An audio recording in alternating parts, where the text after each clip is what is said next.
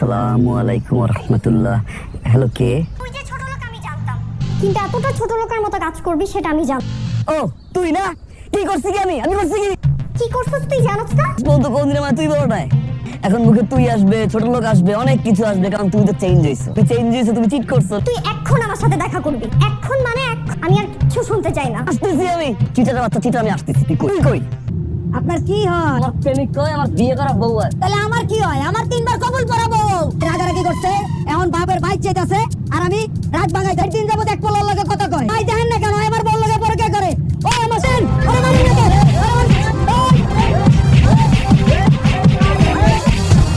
তুই আমার সিন কেন ধরছিস? তোমার সাহস, তুই আমার মামাকে কেন ফোন করছস? মামাকে ফোন করে তুই বলছস তোর সাথে আমার বিয়ে হইছে। সাথে আমার বিয়ে কবে হইছে? সাথে আমি বিয়েই কবে করলাম? সংসার করলাম কবে? ওয়াশরুমে গেলাম কবে? শোনো না, কথা শোনো। আমার মান সম্মানের কথা একবারও চিন্তা করলা দিলাম, তুমি আমার ফ্যামিলি মান সম্মানের কথা একবারও চিন্তা করলা না। সরি শোনো। তুমি আমাকে কখনো ভালোই বাসো না। বাসছি আমি। কিসের ভালোবাসা? সবসময় শুধু পাগলামি করে গেছো। তুমি আমাদের এই রিলেশনশিপের জন্য কি করছো? আব্বুকে কনভিন্স করছি। আব্বুকে কোন? আমার বাসায় সবাই রাজি, জানো। আরো কোনো প্রবলেম নাই। আমি এই জন্যই আসছি তোমার সাথে কথা বলতে, যে আমার ফ্যামিলি কনভিন্স করছে, আর তোমার ফ্যামিলি কনভিন্স করতে হবে।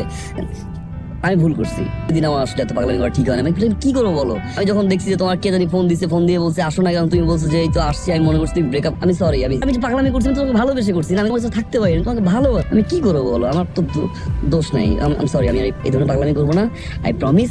বাট এখন আমাদের এগুলো নিয়ে কথা বলার সময় না। এখন সময় হচ্ছে তোমার ফ্যামিলি কনভিন্স করার। যদি তোমার ফ্যামিলি কনভিন্স হয়ে যায়, তাহলে বুঝতেছো আমাদের বিয়েটা ফাইনালি হয়ে যাচ্ছে।